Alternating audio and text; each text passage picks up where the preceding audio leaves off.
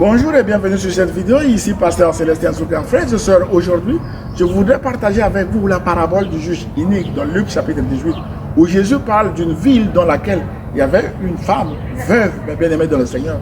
À l'époque, une veuve mais bien-aimée était une personne fragile, frères et sœurs, parce que les femmes dépendaient de leur mari à l'époque.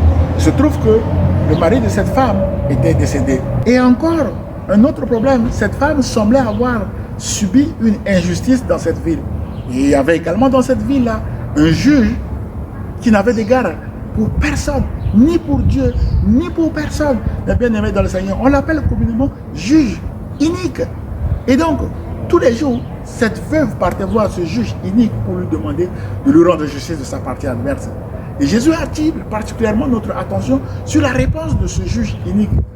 Ce juge dit ceci: quoique je n'ai d'égard pour personne, ni pour Dieu, mais aujourd'hui, parce que cette veuve m'importune chaque jour, je vais lui rendre justice de sa partie adverse. Et Jésus dit ceci: à plus forte raison, votre Père qui est dans le ciel tardera-t-il à rendre justice à ces élus qui crient à lui nuit et jour, mes bien-aimés dans le Seigneur.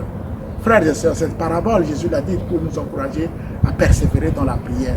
Continuez de crier à l'Éternel, continuez de prier, continuez de marcher avec Jésus, mes bien-aimés dans le Seigneur. Un jour, Dieu se lèvera comme ce juge inique pour vous donner ce que votre cœur désire. Un jour, Dieu se lèvera comme ce juge inique pour vous rendre justice de votre partie adverse. Un jour, Dieu se lèvera comme ce juge inique pour lever l'obstacle qui est devant vous, mes bien-aimés dans le Seigneur. Continuez de persévérer. Pourquoi? Parce que le meilleur est toujours devant vous, mes bien-aimés dans le Seigneur. Soyez bénis et encouragés. Dieu vous aime, moi également je vous aime. À très bientôt, mes bien-aimés dans le Seigneur. Continuez de persévérer dans la prière. Au revoir, frères et sœurs.